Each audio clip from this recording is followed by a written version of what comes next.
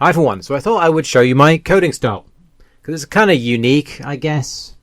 I'm probably going to trigger a lot of people, so trigger warning if you don't like hot takes or weird opinions or me insulting the way you like to program. It's just from my experience. I taught myself how to program, I made another video about that, which basically influenced my style. I didn't get any influences from everyone else. It was from learning by doing, making things, and I came to my own style.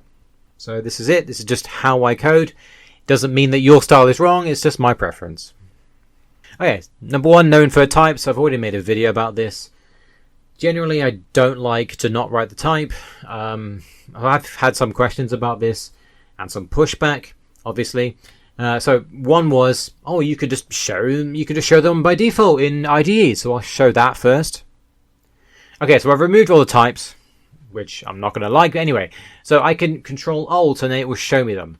The problem is it shows me them in grey. It's not really that clear. Plus it shows me all the other stuff. I don't want to see that. I know that's an error. I don't need to see that. It kind of defeats the whole point of me actually creating a copy anyway.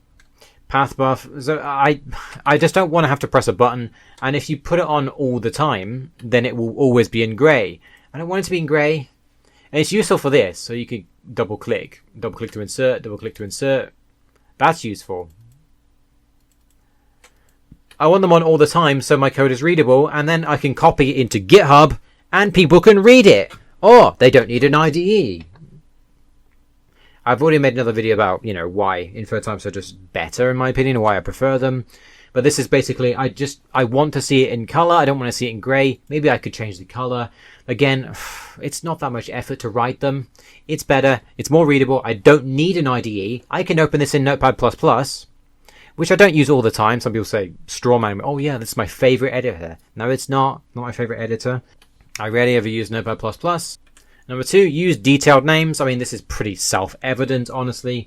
I'll probably use the Go code that I've shown before, because it's a very good example of what I hate. Alright, this is actually from the LLVM website. It gives you this code, and it's just like, why? Okay, first of all, we're not writing the type, which drives me insane anyway, but I guess you can't use Control Alt for this. I don't know if you can actually do it with Go, so I think it depends on the actual language server, if you can actually show the type or not.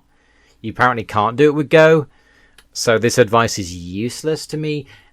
Anyway, so the problem here is, so obviously I know what M means in this context, but if this function is 200 lines long and I see M at the bottom, what does M stand for? Does it mean module? Does it mean memory? Does it mean... Maybe I lack context. Maybe I don't know. I would just prefer to write a detailed name. Why are you using one letter? Like, the only time I would ever probably use one letter would be in like an I in a for loop for int I equals 0, because it's so obvious what I means. It means index, or it's not that. I only use I don't like to use ij. I'll probably use something more detailed in that situation, but if it's just one index, I'll use I. Otherwise, I will never use one letter, and these are terrible names. So how do I fix this? First, we just write good names. So module. So again, if I'm at the bottom of the function, 200 lines down, I see module. Okay, I don't have to think, what's M again? Maybe you remember, maybe you don't. How many variables in the function do you have? Do you have 10 variables, 20 variables? Do they all have single letters? You don't know. I'd prefer to make it as clear as possible so that if I stop working on projects, I guess because I'm kind of a solo dev, because I generally make projects myself, I work on this project and then work on another project and then come back to that old project 3 months later, look at the code, think, what's this do? What's that do? Okay, so for this, I mean, this code isn't even simple. This is LLVMIR, which is not simple at all. Well, it's not that complicated, but it's not exactly, it's not hello world, as ironically that's on the screen. So you create a module, you use a char array string, you create that from the char array string, you create a new function, you create a new block. What's a block? I don't know what a block is. Do I know what LLV? If you haven't worked on this for 3 months, you forget what things are, and you don't have the context. So I basically make it as readable as possible, so that literally, if like someone who has just learned how to Hello World in Python could even actually have a chance of reading it in some way, So it's an IR module, it's a module. Okay, you go down here, oh, you see it's a module. Okay, give things good names. For example, you could say in the old version, hello. What's hello? Hello? Okay, is it a string? Because you could literally do this, right? Hello equals hello. How do you differentiate them? Hello and hello too. How do you know? You don't know. This is not a string. This is a char array inside a module of an LVMIR. Why are you calling it hello? Because hello could be this. It's a terrible name. I'm sorry. I'm going to call it out. It's a terrible name. I would not ever, like, this wouldn't pass any test. Like, if I were reading your code and marking it, you'd get 0 out of 10 for readability with this. 0. No. You should code for your future self. Imagine yourself at 3 a.m. reading this code after 3 months of not. Maybe you shouldn't, probably shouldn't read code at 3 a.m., but maybe you are. I don't know. You should write code for your future self, and your future self will really like you if you are reading this after not understanding and no context or things like this. Give it good names. So puts function, main function, entry block. You know, oh, it's a block. Okay. We also know it's a pointer to an ir.block. Okay, what's this? You can click on it. You can look. You say, oh, okay, this is that. Anyway, we have 0 int. So, because 0 could be a string, it could specify get element pointer. This is a constant. Got expression get element pointer. Like JEP. Maybe you don't know acronyms. Like, you know, not everyone knows an acronym. Like if you. I mean, the computers are basically full of acronyms because programmers are lazy. I'm trying to buck the trend of being lazy and actually writing good names. And I don't need comments either. Do I need a comment here? It's a main function. It's an entry block. Do I need a comment? No. The type, the name is like a comment. I don't need to write comments then. Number 3, no functional code. Procedural is more readable. So this will be a hot take for any of the functional people watching this video. It's my preference. That's it. It's my preference. If you have a function chain with 10 function calls, I would prefer to extract the function and call 3 functions and give it a readable name, and then I can logically follow it instead of having to understand what's this do, what's this do. I'll show an example. So just to emphasize kind of my style, my style preferences, I actually had to use link and I got an error because I didn't use it because I never use it, which will trigger most of the C# viewers in this. But anyway, I literally never use it. Never see the point. All right, so you could do this. So we have main2. Just I couldn't be bothered to change the name. It was called main before. Anyway, so we have this text, and we're just going to look for literally keyword. That's all we're going to look for. And for some reason, you decide to do this because you went full functional, bro. Never go full functional, bro. List string filtered equals text dot split new line dot select line thing line dot trim. So we're trimming the space, I guess. Where line dot length is higher than 0. Where line dot length dot contains keyword and then to list, which is concise, I guess, but I don't find this easy to read at all. Here's what I'll do. So here's how I would write this. So first we have split lines. Basically, we've just put this into 3 lines. So this whole thing here is just 3 lines. Just 3 lines. Plus, it's obvious what's happening. You split the lines, you trim the spaces, and then you find lines containing keyword, which is this. Which is easier to read? I'd say definitely this one. So why would I use the functional approach? Am I missing something? I don't see. So a split lines basically just calls this. And the reason why I don't want to put this in one line is it's calling 2 functions in one line. I don't want to do that. I want to have 1 instruction per line. That's it. 1 instruction per line. That's what it should be. So this should call that function. This should call this function, trim white spaces. What does that do? Loops through them, calls trim. And then find lines containing, literally just 4 loops. And just if it contains that, you add to the list, then you return the list. Simple. This is procedural programming. I don't want to use link. I don't want to use this. So my version is easier to read, takes up a lot less space. I can also reuse the function. So if I want to trim white space somewhere else, of course I have to make a function. That's the only downside, I guess. But you can reuse the function later. And it's more readable. So what am I missing with functional programming? I don't get it. Number 4, limited object-oriented programming. Procedural is more readable. The problem with object-oriented programming is, say for example you have inheritance or something like this. So you have like stuff in the base class, and then you have the inherited class and say you could, I don't know, you could do like infinite, really, like 10 inheritance chains deep. It's not, I don't need to do this. Most of my classes are, so it's not that I don't use classes. Of course I do. It's the easiest way to group data together. But I won't use inheritance. I won't use interfaces. I won't use polymorphism. Generally the reasons I don't use interfaces is they're generally good for big teams, multiple people, using generic classes, polymorphism, things like this. I don't bother using any of that. Classes for me just hold data and they have methods. I'll show you. Alright, so the best place for me to show you this is actually TypeGo. The project is called Seago. I just couldn't be bothered to rename it. Anyway, so we have code format which holds this and then has one function on it, or two functions on it, or two methods on it. Methods, they're functions, I don't care. Two methods on it. That's it. Did I need to write an interface for this? No. Why? I don't need to. Why would I need to write an interface? Constant I don't really use. It's just basically if you want to have a constant in, because it's an annoying thing about C# is you can't make things. Anyway, I don't really use that much. Function just contains this and then has a few methods. Print data, print node type. It's basically just kind of a generic class of holding data. Did I need to write an interface for this? No. Why?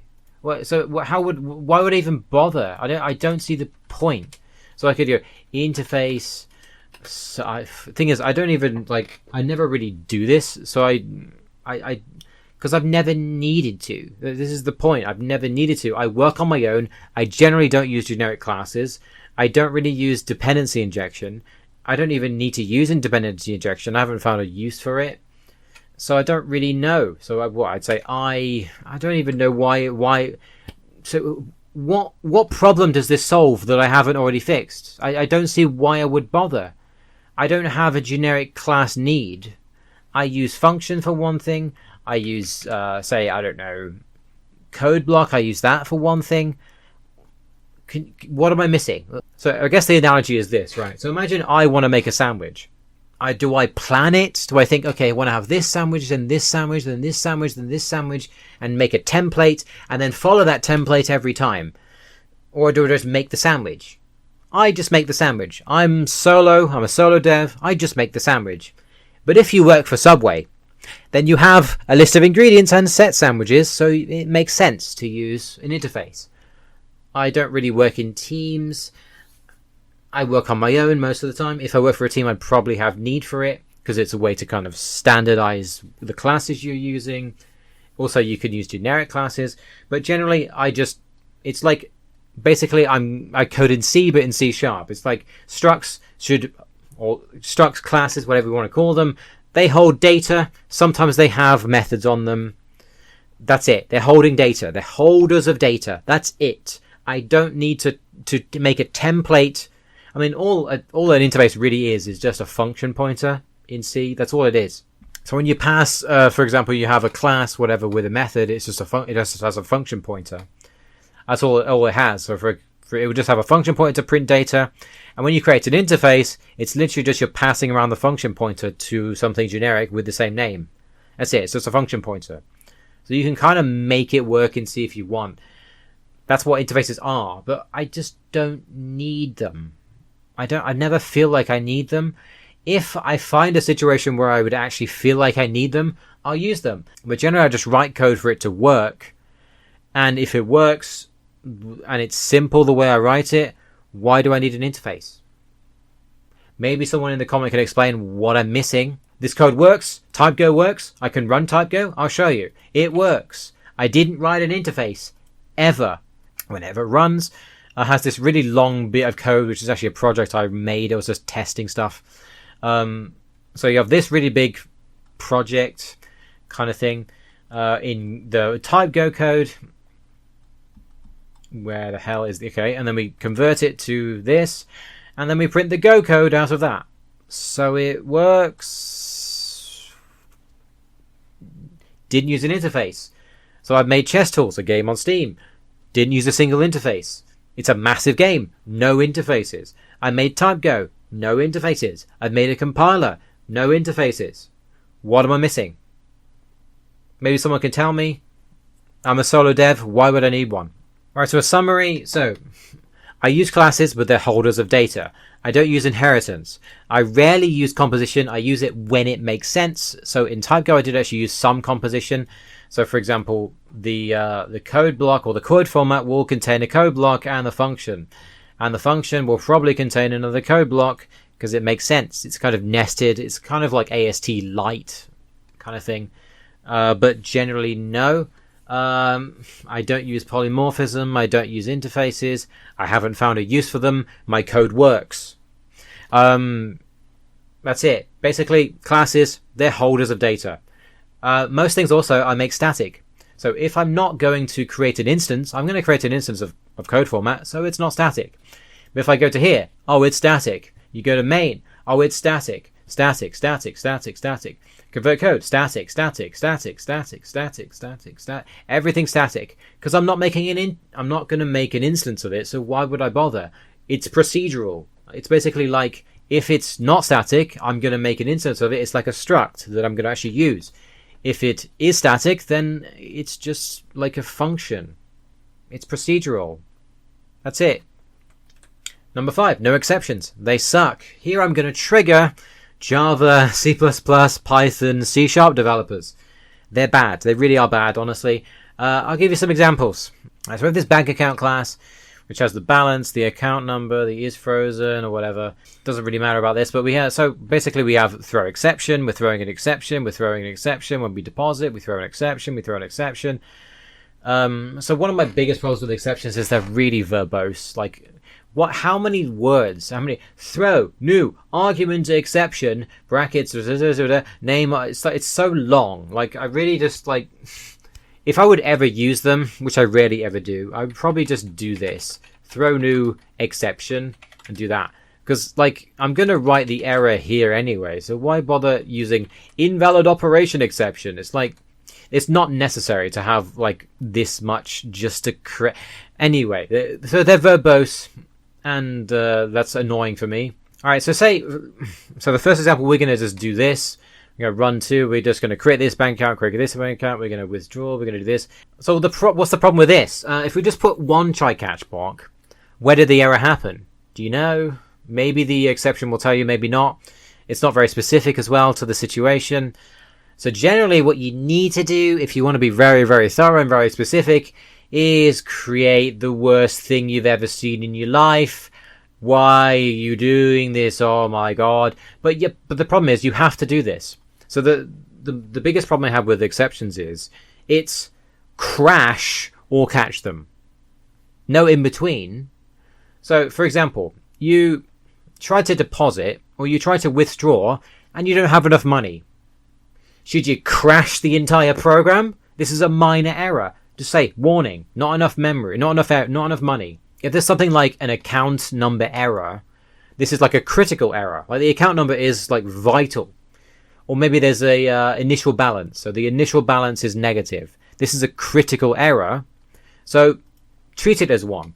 But the problem with exceptions is they're all critical for some reason. There's no in between. There's no minor error.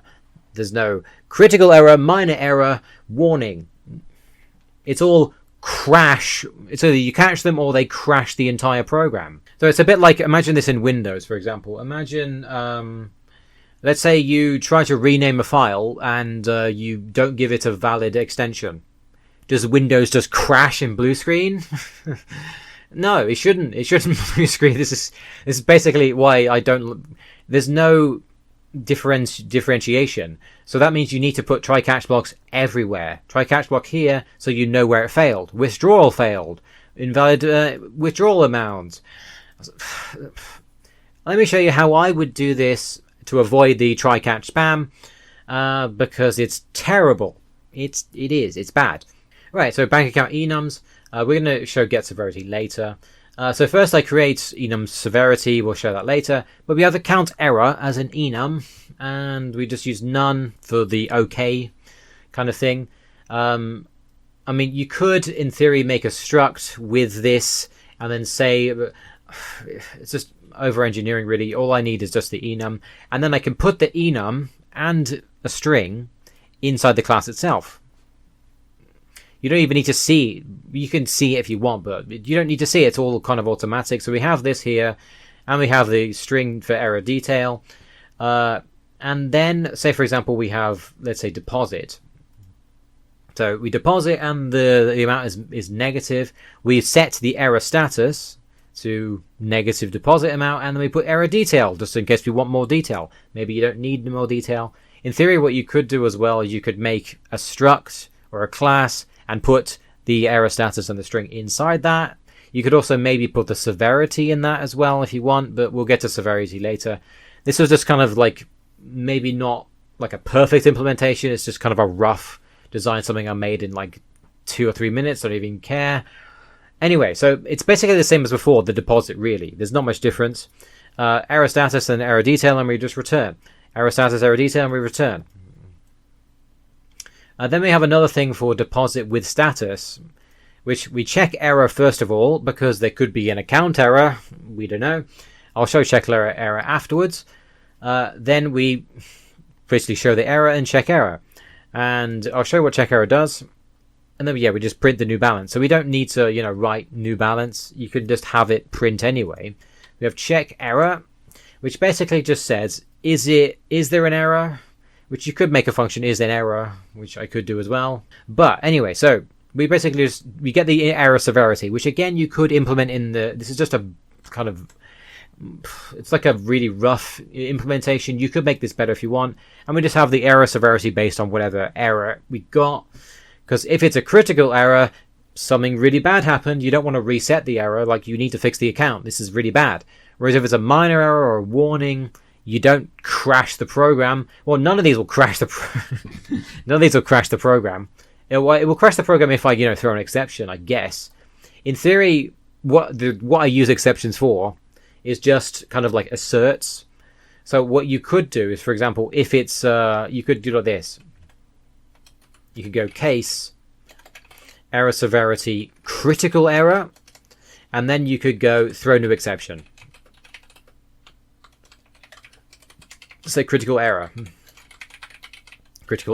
and then anyway, so that's basically what I would use an exception for, is just like, oh my god, panic, crash. Otherwise I generally don't use them. I would use enums because they're just better. Anyway, so this is where it really shines. Look at this. Look at this. Oh no, I'm not following the style guide. The style guide's so good, look. What are you on? What drugs are you smoking? How is this good? This is good? I'm the crazy one for not following the style guide. No, I can't have just 4 functions. It does the same thing. It does literally the same thing because you transfer with status. So basically it will check the error, print the error, and then return. That's if it's a critical error, because basically we reset the error. I'll show you here. We clear error only if it's not critical. And what critical would be, like, you have a invalid bank account, invalid initial balance, like you can't have a negative initial balance. Things like this. Otherwise, it just resets it. Because if you, for example, let's say you try to withdraw more than you have, it should just say, oh, warning, no, you don't have enough, and then reset it to normal. Because now the error's gone. Like, you don't just show the message and then reset it. You don't need to have anything. And that's basically what all of these do. They do something, see if there's an error. Innately we call check error in all of these. Check error, check error, check error, check error. So if you find an error, you print it, and then reset it, and then return. So it's basically everything's inbuilt in the class, and I just call 4 functions. But oh yeah, you're right. I'm sorry. I should just use try catch block everywhere because that's logical and really readable and not annoying. So obviously I have to use try catch block somewhere in some situations, but normally it's like if I'm creating a process, like I'm trying to load an exe, I'll put it in a try catch block, error opening exe, something like that. Or if maybe the standard library shows me an exception, you may think maybe this causes loads of errors. Like, oh my god, what about, divided by 0? What about I check it? You could write an if statement, I don't understand about, like, people say, oh, C is really dangerous. Write an if statement then. C is really dangerous, so it doesn't have any bounds checking. Write an if statement then. Is it in bounds? Return error. Anyway, so for example, say if I write a divide function, so I do something like this. I say public static int, I don't know, divide, something like this, and throw a new exception. No. I don't want to use exceptions, sorry. I don't want to. So I'd make an error for myself, or I'd just return null. And that would be the easiest thing to do. Because I don't want it to have try catch blocks everywhere. I will go insane. I will literally go insane. So I will just return null. I'll just make it optional and just return null. Or you could have it like, an out variable and then return a bool, like try pass. Like try pass doesn't give you an exception normally. Anyway, there's ways around it, but basically it makes your code actually more thorough if you don't use exceptions in languages that have them. I'm probably triggering loads of C# developers. Hi, I code in C#, my favorite language. Exceptions suck. Sorry. So basically, every divide I have to check, every index I have to check, every possible null exception I have to check. I have to use if statements everywhere. It makes my code more thorough. And I rarely ever get exceptions, and generally if I do, it just takes me right to the line. Also, the problem is if you, let's say for example, I don't know. Also, what's weird is I use fnt.println instead of console.writeline, because I'm a weirdo. Basically, I'm kind of lazy. And fnt.println does exactly the same thing, and just has a load of helper functions. Where even is it? Yeah, it says println, println. I can also have the console color, so println with the console color. If I want, just has a load of print functions. I'm lazy, and writing console.writeline is just longer than it takes to write fmt, println, done. Whereas if I write console.write, it just like takes me more time. You're going to complain at me. I know. I don't care. You're not in my project. I'm writing my own code. Anyway, so it would be console.writeline in this situation, or you could do fmt.print. And then make it a string, put that in the string, exception, whatever, I don't care. Anyway, so if you do this and you run it, I mean, it's just going to print, and it's not going to show you the line of the code that failed, which is the problem. It's going to say, oh, there's an exception. Okay, but where would it happen? I don't know. Huh? Whereas if you don't catch it, it actually shows you where it happens, so I actually use it as a panic button most of the time. So you think, oh, okay, let's have a look. We run the code. Oh, no exception. Oh, it happened there. Oh, in that line. That's what I use it for. So another good example is actually in TypeGo. Here, for example, we have parse result as an enum. I didn't use exceptions anywhere. Basically, if I get an exception, there's a problem. I have to check nulls everywhere. I have to check everything. I have to check indexes. Anyway, so your parse result equals okay. Again, just a good result, and then we have a load of possible errors. And then we token list, we get that, and we pass a reference to the parse error, and then we see if it's not okay. If it's not okay, error, problem. Of course, someone could argue, oh, but you don't have it mandatory then. Exceptions are mandatory. Yeah. What kind of insane person goes through the work of creating a parse result, creating all of the situations where you'd return a parse result or set it, you pass it in as reference, and then, oh, don't bother checking it. What the hell is wrong with you? I check it everywhere. Of course, you should check errors, yeah. I code like C, but I don't code like a C program and not checking errors. No, I'm joking. So obviously, like, people who write good C will actually check errors, but What I see a lot is they'll say malloc and then not check the error if it's null, which I see sometimes. Anyway, I'm joking. Obviously lots of C programmers do check errors. I'm just joking. I check errors all the time. Why would I make them otherwise? I don't need to force myself using the compiler or using an exception. I check them anyway. Alright, readability over conciseness. I don't really need to show an example over this because I've kind of already showed it. Sometimes my code is actually more concise. Sometimes it's not. I generally prefer to extract functions. I wouldn't like to... well, sometimes it's more concise, sometimes not, but I generally prefer to extract functions. So I'll give an example in TypeGo again. We'll show how I don't like conciseness. So the most concise would be putting all of this in one if statement and making it really unreadable. So it's less concise to do this and make a separate bool, but it's more readable and people understand, was part of type. Was it part of type? Okay, return. Is it a skippable token? Oh, is it a skippable token? Okay, return false. You understand from the name and you don't need a comment, and trying to put all this in one if statement, really unreadable. So it's just readability over conciseness. I think it's self-explanatory why I'm doing this. Number 7, prefer early returns and extraction. So I'll show you what I mean with the same example. Alright, so we have this function fill var type. So in theory, you could have one big function filling the var type. Basically, I'm just I'm trying to get, but this is for TypeGo. So it could be, for example, bracket, say, I don't know, bracket, name dot type. Something like that. I'm looking for the type. So it could be int, it could be string, it could be bracket int, bracket. I'm just trying to find the type and returning a list of tokens with that type. That's all I'm doing. But I could make it one big function, but I find that harder to read. I prefer to compartmentalize it, break it up into sections.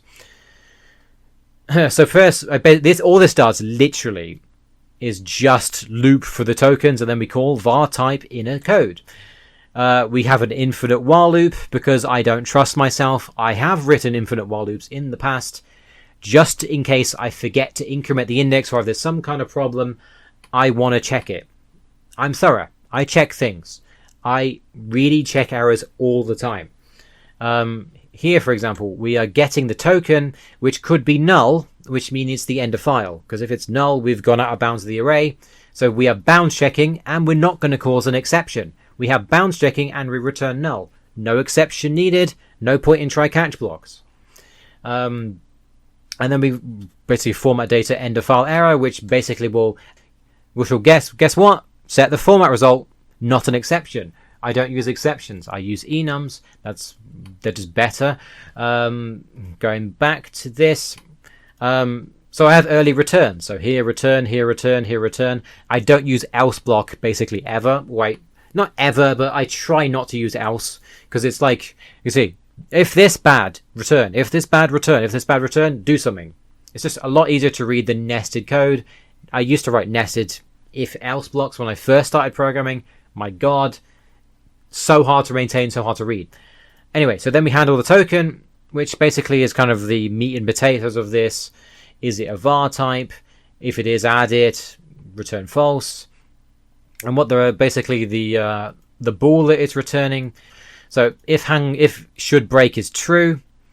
In theory, what you could do is you could put this in an if statement, but readability over conciseness again, like that. Was it true? It's why I want to put equals true, because I don't want to look at, because if it's this, especially if it's this long, I have to look. Does it have that? I don't want to look there. I want to look at the end. Is it true? Okay. It's just more obvious, because it's like, wait, why are we returning if it's not exactly clear exactly? And if I've haven't looked at this code for 3 months, it wouldn't be obvious why I'm returning here. So I put a bool here, should break. I think, should we break? Okay, we should break. Let's break. Just makes it clearer, more readable. Readability over conciseness. And again, early returns and breaking up into extractions. So readability over conciseness and early returns, not nested. It's pretty standard now not to nest if-else blocks, because it's horrible. I did in I could show you a monstrosity if you want. I'll show you a monstrosity in actually this chess engine code. Look at that beauty. Obviously, I mean, I wrote this a long time ago. I wouldn't do this now. It was kind of for performance, but basically what I should do is make it a bool. Make it a bool. So I'd probably go like this: bool, can castle kingside, and then I'd put this stuff in that using the or blocks. That's what I do now, and then I'd make it because it's a lot more readable than this. Anyway, that's a bad example of code I wrote before, but I didn't bother to change. I try not to use else. I try not to have loads of nested code as much as possible. I try to early return, and I try to extract and have minimal functions, but I don't try to make them really minimal, like one thing, unless it actually makes sense. Like just some things and then split it up. Some things, split it up. Anyway. And the last one, prefer simplicity over abstraction. Obviously, this is kind of obvious from the code you've already seen. But generally, if I list the things I use in programming, generally, it's just the basic building blocks. So in programming, the basic stuff is what? Basic variables, integers, strings, structs, classes. They're just there to hold data. Enums, basically constants for integers. Functions, methods, if statements, for loops, while loops, switch statements. The rest of it I consider kind of advanced, and I use it when it makes sense. So the rest of it I generally try not to use if I don't need to. So I don't use inheritance if I don't need to. Why bother if like most of my projects don't have inheritance? Again, I've made lots of things. They work. They're fine. They don't have bugs. I've like chess tools works. You can play it now. It's not broken. It doesn't like there's no inheritance. There's no interfaces. I don't feel like I need them. Generally just prefer simplicity over abstraction. So am I using an abstraction because it's better or because the style guide is telling me to? I only use abstraction when it's better. I'm pragmatic. So if abstraction is better, I'll use it. If it's not, then I'll just prefer simplicity. It's kind of like Occam's razor. So Occam's razor says that without evidence, presume that the explanation with the least assumptions is correct until you see further evidence. I kind of use that in terms of programming. Basically, unless proven otherwise, prefer the simple solution, which is basically my methodology. So would I use function call chains? No, it's not simple. I would prefer to extract into a function and call the function and then have a list of simple function calls, and it's a lot more readable. It's simple. Should I use an interface and then have generic classes? Do I need it? Most of the time, no. If it's just a class for data and methods, why do I need it? I don't need it. I'm going to prefer simplicity. So unless I actually need something, I don't use it. All right, so that's basically my coding style, my thoughts on it, my reasoning. I taught myself programming, so generally it's just what I find the most useful. If I probably coded in a team, I would have to use their style. This isn't my main job. It's a hobby. I make games. I make compilers. I make these videos in my free time. This is my coding style. I'm also, when you're self-taught, you kind of don't really copy the styles that everyone else copies. Of course, if you learn in university the OOP model, you can use the OOP model. If you learn the functional style, things like this, you can use the functional style. But I'm not saying yours is wrong. I'm saying I prefer the other thing. That's it. It's just a preference. It's not a skill issue. I prefer simplicity, and I also take lots of breaks from different projects. I, for example, take breaks from chess tools because I keep updating it every few months or so. I take lots of breaks from it. If I come back to it after 6 months and I don't remember how anything works, I don't really want to see inferred types, bad names, loads of nested inheritance. It's hard to find things. I don't remember where everything was. What was that? I want it to be as readable as possible so I can jump in and keep coding and make things and be productive. I don't want to sit there. I basically code for my future self, make it as easy as possible to understand the code you've already wrote without the context. So clear types, clear names, not kind of hidden code within loads of nested classes. This is just my preference. I build things, they work. If it isn't broke, don't fix it.